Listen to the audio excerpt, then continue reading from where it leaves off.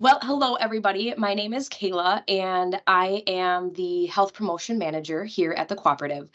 First, I just want to say welcome to our first session in our Be Your Best Health Education series. And our mission with this series is just to provide you guys with evidence-based health education on topics that are important to you, our members. And we also want you to be able to use this as a resource for you to be able to optimize your health, which is the mission of what we're trying to do here at the cooperative in general. So throughout the session, we will leave your webcams off. So feel free to enjoy your lunch if you haven't eaten yet, or get comfortable and just get ready to listen for to the session. This session is being recorded, so if you would like to receive a link of the recorded session to be able to look back at this information that I'm going to share later on, please let me know. I'll share my email address with you. Excuse me, at the once the excuse me, at the end of the session, I'll share my email address with you. Wow, I'm just really excited to talk to you guys today. Anyway, so I will share my contact with information with you once we are done. And then we will have time for questions at the end. If you have something that pops up throughout this session, feel free to put them in the chat function of our meeting here, and then I'll address them at the end. Otherwise, we can unmute our mics afterwards, and you guys can ask live questions if you would like. One thing too, if you have some more personal questions that you would like to bring up, or something that is a little bit more individualized to you, please reach out to me, and I can help you myself, or I can get you connected with one of our health promotion coaches that can help you understand these topics of the things that we're going to be talking about today. So let's get into it. Today we are going to be talking about protein, specifically picking healthy ones. So in this session here today, we're going to be going over why protein is important, how much protein we actually need in a day, what proteins are healthier for us than others, and then talk about different ways to use healthy protein foods. And then I'll share some healthy protein tips, shopping tips for you, and then just some other tips in general just to help you succeed with any of the habits that we're trying to build with nutrition. So let's get right into it. Why is protein important? Well, to kind of sum it all up, protein is actually really responsible for how we are as human beings. It's responsible for the structure of our body. So one, we know, a lot of us know that it helps us build and repair muscles and tissues. And so we think about using it as recovery. It's actually the foundation for our bones and tendons and ligaments and our skin, so all of our tissues that make up our body. And then it also helps supply our entire body with all of the nutrients it needs. This is because red blood cells in our blood actually contain a protein compound that carries the oxygen that we need through our body. So it's actually really important, a really important main nutrient that we need every day. So one other thing too is when we add protein into our diet, other than just like general body function, it also can help us maintain a healthy weight because it curbs hunger. It helps fill us up faster, and when you pair it with a food that has fiber in it, it can help you not feel that urge to eat as often. So that's another important part of our health and wellness as well. So, how much do we actually need? So, truth be told, it's not an easy cut and dry answer because it depends on quite a few variables. It depends on your age, your biological sex, your height, your weight, and your physical activity level. Your medical provider also might even prescribe certain amounts of protein that you're supposed to ingest on a regular basis as well. And that depends on your medical diagnosis or a condition that you might have. So, just an important thing to note with this, if you are asking somebody else about how much protein that they consume on a regular basis, that might not be the right one for you. So it's important for you to find what's best for you and your body and what a good balance is to help you get all the nutrients that you need in your daily life. So I'll bring it back to more of a general recommendation now. And for females, about 5 to 6 ounces daily is what's recommended. And then for males, about 6 to 7 ounces daily. And then really what we want to try and do is try and spread that out throughout the day. So not trying to have all of it in one meal, but also like trying to spread it out between all of your meals that you have throughout the day, or even add it into some snacks. One helpful way, which is a really good tool to identify how much protein that you might generally need, is to visit myplate.gov. They have a lot of really good nutrition resources and helps you just get kind of back to basics with what you might need with your general nutrition. So actually, I'll bring you there today and just kind of give you an example of what that might be. But myplate.gov, and then specifically My Plate Plan, is going to help you figure out how much you actually need. Sorry, I got to get to all the all the things we need to here. So the link that I had here, just if you Google My Plate Plan, it'll bring you right into this here, and you click Start. And then you start to put in your specific information all about you. So we'll go into age. Let's pretend we are 40 and we're a female, and it is the amount of nutrients that you need to in a day is dependent on whether or not you're pregnant or breastfeeding. Today we're neither. We tested this with 180 pounds before. We'll do that too. And we are 5 feet 6 inches tall. And my physical activity level is, let's say we do 30 to 60 minutes every day of moderate intensity physical activity. So then you can go ahead and calculate your food plan. And then it comes up with some recommendations for you specifically. If you are working to achieve a healthy weight, it recommends about 200 or 2,200 calories. And then if you are just looking to maintain your current weight, it says about 2,400 calories. So what you can do next from there is you can click into that, and then it gives recommendations specific for you. So if there was different caloric recommendations or different age ranges or different physical activity levels, it would give you different information than what you're seeing on here. So for this specific instance, it says we should be consuming about 6 ounces of protein a day based off of the specifications that I put into this function or this feature.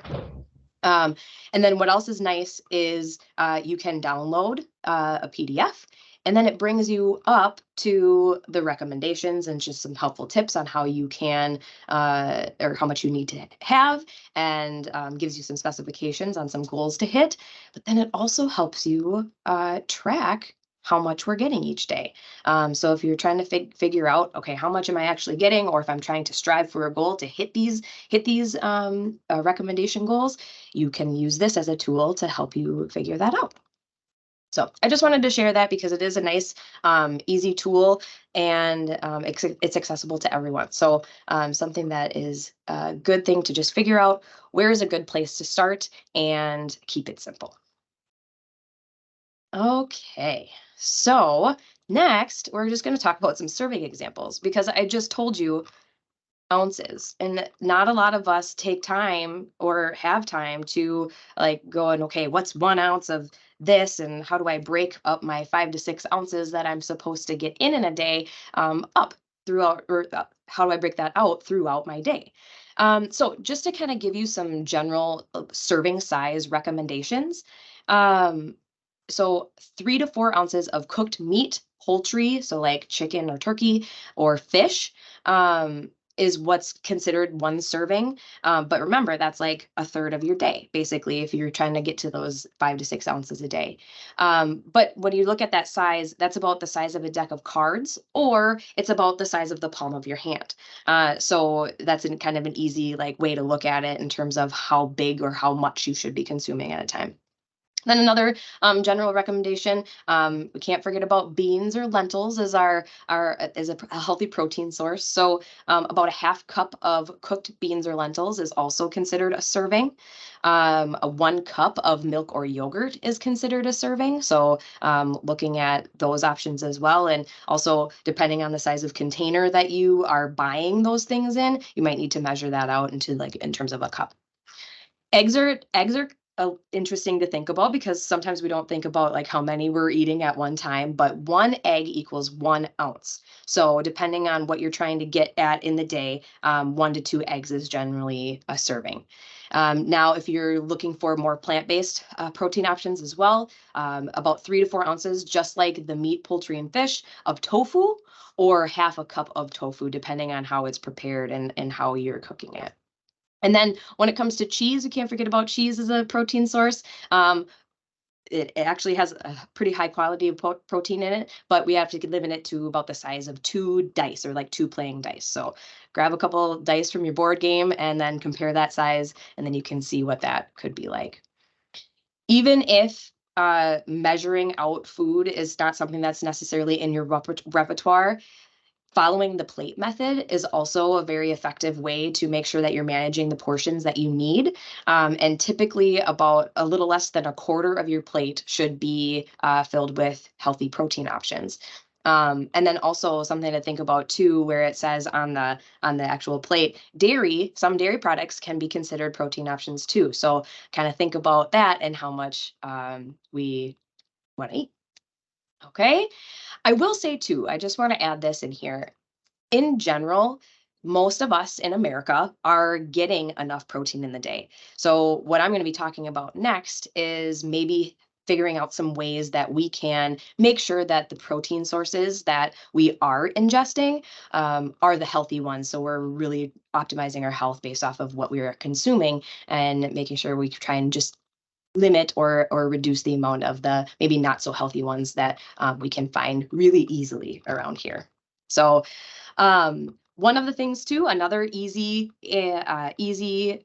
guide to portion sizes is you can use your hands. So I already talked about like a size or a portion of meat being like the size of a deck of cards or the palm of your hand, but it goes a little bit further than that. So if we're looking at protein specifically, the meat, like I said, the size of the palm of your hand.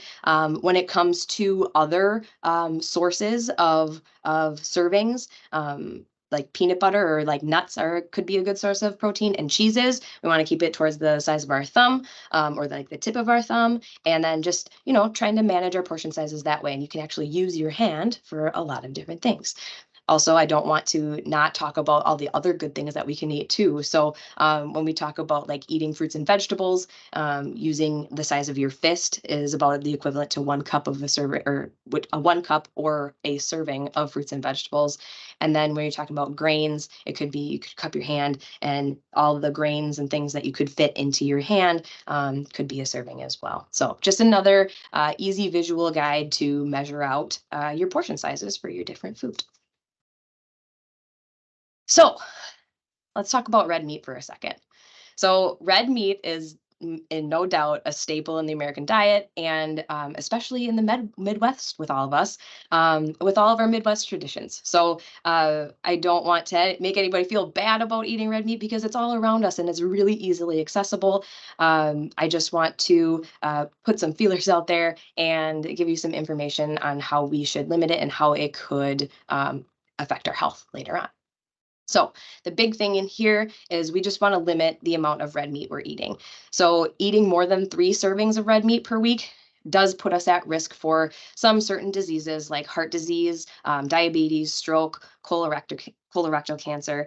And now that's just something in terms of why truly it's how it's taken care of and how much saturated fat is in it that's causing some of those negative health consequences. So those things can boost our cholesterol, make our bodies process a little bit differently, which can cause all of these issues later on.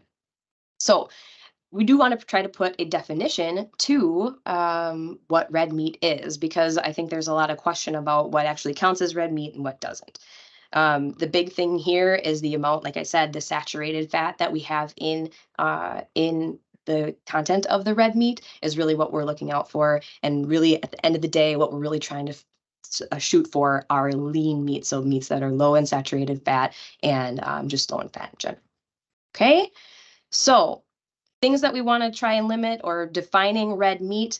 Red meat are things like beef sausage, beef jerky, any beef product or something that comes from a cow, veal, pork, bacon, ham, anything that comes from a pig, venison, though it is leaner. So if you're going to choose red meat, try to shoot for those leaner options, right? But venison is considered a red meat, lamb, goat, processed meats like salami, deli meats, hot dogs, all of that stuff, those are also considered red meat based off of the things that are getting pulled into those processed foods. And these are the things that we just want to just be aware of and try to limit as much as we can. And then we're going to talk about some of our healthy protein food options that we should try and eat more in abundance of to try and meet our recommended servings in a day. So we'll go into that and keep on cruising here. So things that we want to try and strive for, and eating just in general, eating healthier proteins, there are a lot of really good sources of protein other than red meat.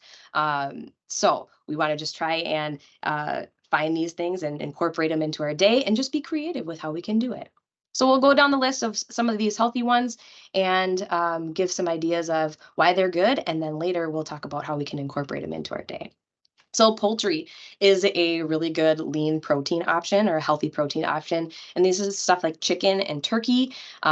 They are great sources of protein, meaning they have a lot of protein in them per serving, and they're lower in saturated fat and calories in general compared to red meat.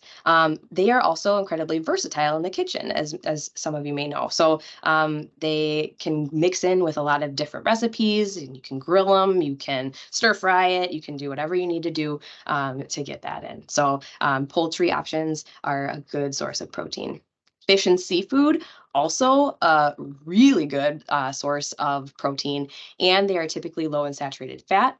They also contain omega-3 fatty acids, which are really important for our brain health, our heart health, and reducing inflammation in the body.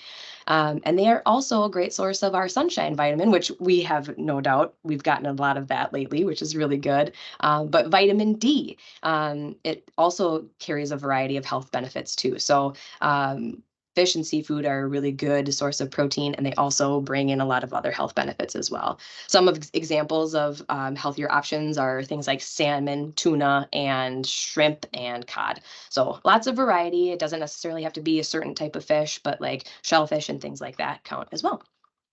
Legumes.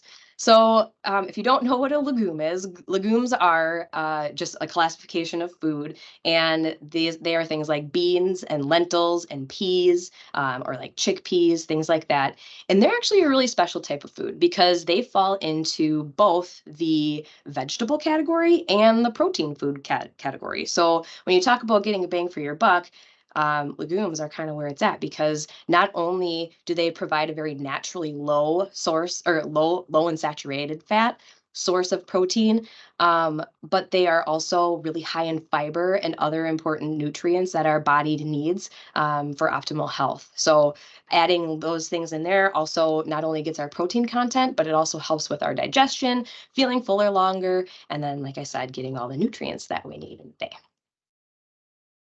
Eggs are also an excellent source of high quality protein, and they contain essential amino acids that our bodies need, which is really what proteins are in general.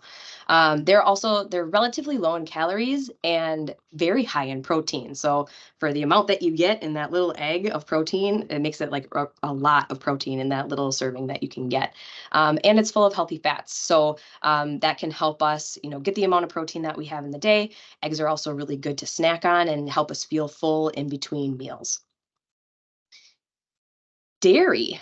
So I talked about this a little bit before too, but some dairy products can also be considered as a high protein source.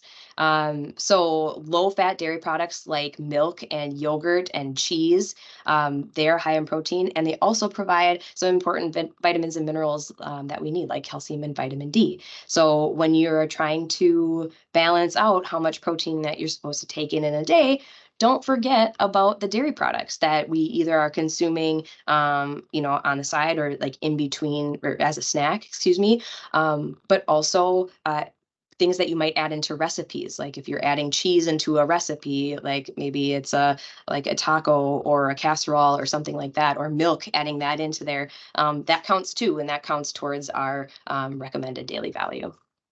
Tofu. So for in terms of plant-based protein options, this is a high protein source, just like legumes that we talked about. And it's naturally low in fat and cholesterol because it's not an animal protein, or yeah, it's not an animal protein. So it's a healthier option, and it provides some additional nutrients other than just the protein component. It's also really versatile and can be used in a variety of dishes. And I know that tofu is one of those things that not a lot of us have experimented with. So one thing that you can do when you are trying to use it for the first time is just know that it is versatile and can be used in a variety of different things like stir fries and curries and things like that. And the smaller you chop it up, the better it goes, and you can't really feel the texture in it. So it's not a bad texture, it's just different than everything else. So something new for you to try, maybe. Now, you can also use myplate.gov as a option to find other protein sources more than what I just specified here. So I'll just kind of show you actually how easy it is and how easy it is spelled out on their website. But we have to go there again. So to get through all my alerts that I'm leaving my site. And so it will go through all the protein foods that are available or that have been like logged basically by the USDA. And so it will list all the meats that we can eat, all of the different types of poultry items that we can eat, seafood items, just to kind of give you a variety of different things that you can try, and the different kinds of eggs that we can purchase around here. And then just basically outlining all of the variety that we can add into our day. Let me get out of here. And so, how do we add healthy protein to our day? So just one thing, it's important to incorporate a variety of protein sources into our meals and snacks and all of that, just to ensure that you're getting all the essential amino acids that your body needs. Each type of protein food provides a little bit different protein structure. So there's like a whole, I could get really nerdy and get into all the different things about what makes up protein in general, but just know that there's a variety of different things that make that up, and our body needs all of those things to be able to do the things that our body needs to do. So here are some examples of ways that you can add protein to your meals and snacks and kind of get you through your day. So picking lean meats. So we just talked about all the lean or healthier types of meats like chicken and poultry and maybe venison or something like that. But adding grilled chicken, turkey, or fish to your salads, stir fries, or pasta dishes.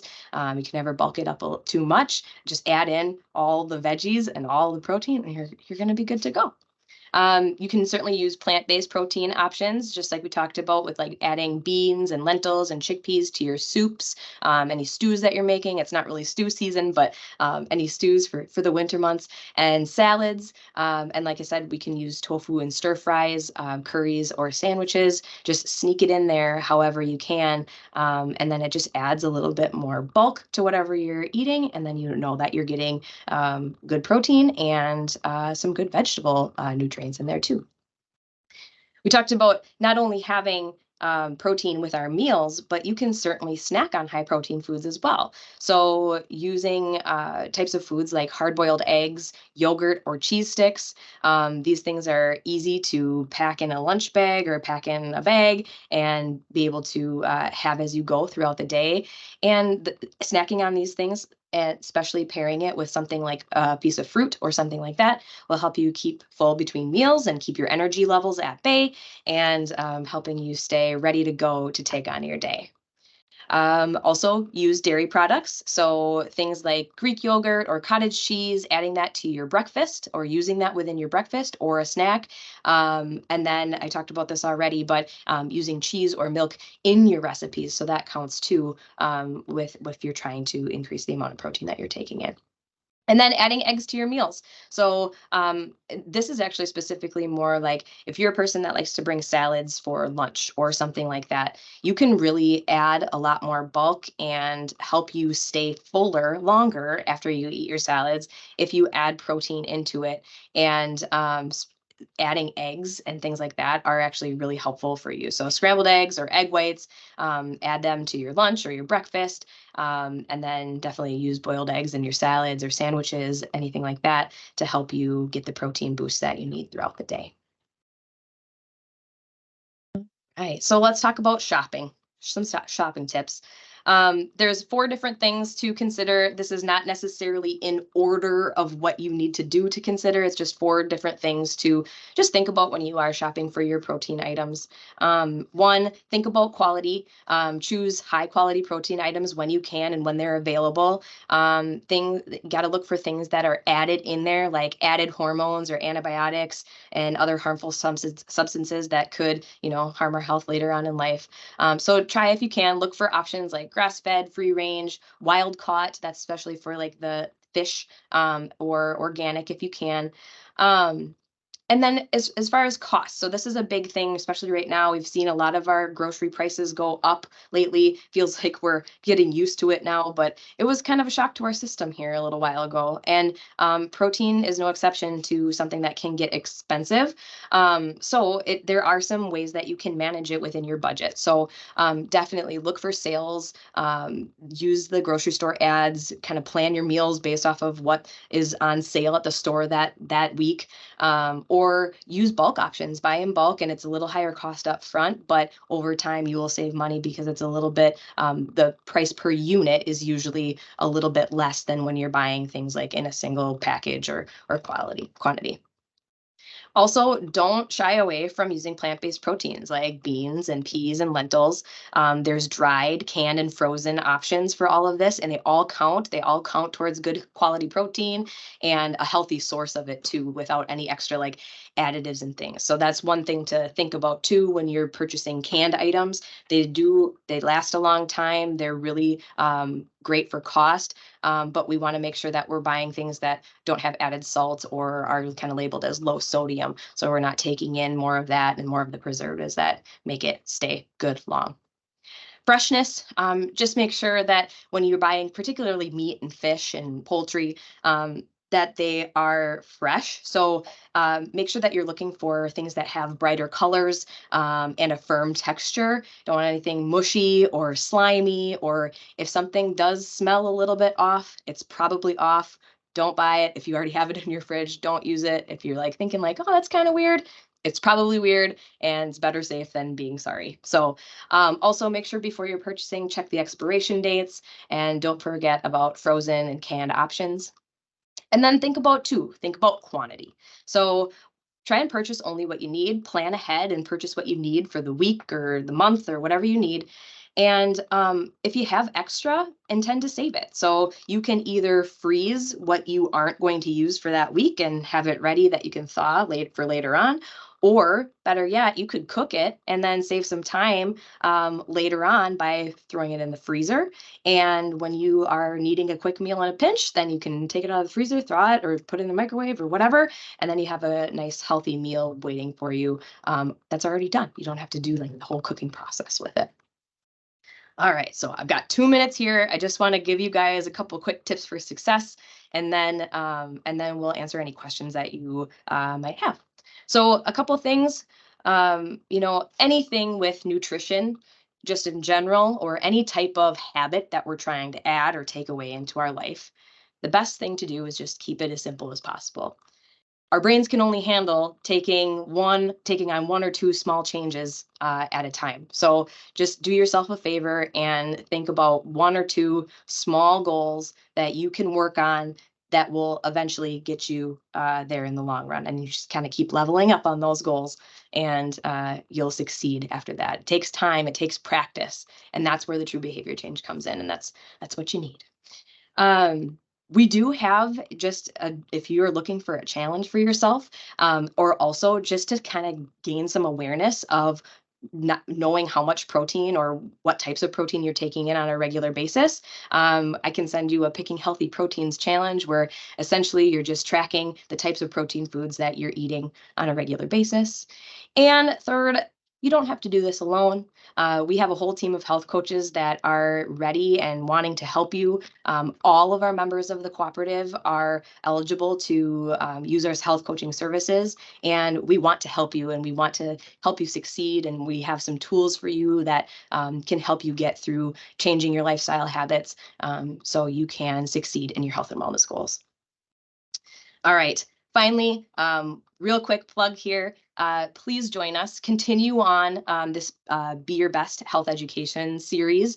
It's the third Wednesday of every month at noon, all the way through November. So we've got 5 more great presentations for you, all on topics that are going to be helpful for you and optimizing your health. You guys found out how to register today, but certainly use the link that you use to register or give us a call and we can help you get registered as well. We also have a whole host of other services that we offer on a weekly basis. We have Mindful Monday, which is just a 5-minute live virtual session where we focus on mindfulness technique like deep breathing, guided imagery. What else we do? We'll do a whole bunch of different things, different mindfulness techniques. And we lead you through that and help give you the tools that you need to be able to practice that throughout and help manage our stress. Fitness in a Flash, we have every day offered at various times throughout the day. It's a quick 3 to 5 minute little burst of physical activity and exercise just to help you get up and move throughout your day a little bit and give you some energy to take on the rest of your workday. And then Food in a Flash is offered every Wednesday. We highlight one healthy food item, talk about all the impressive health benefits, give you some tips and tricks on how to prepare them, and then we leave you with a recipe that you can go ahead and try at another time. So any of this stuff, please feel free to contact me and I'll get you connected with any of the information that you need. All right. Whew. So that's all the stuff that I have to present for you today. I hope you found something valuable in this presentation that can help you at some point in your health and wellness journey. I can take this last couple of minutes and open it up for any questions. If you don't want to stay, feel free to sign off. And thank you very much for joining.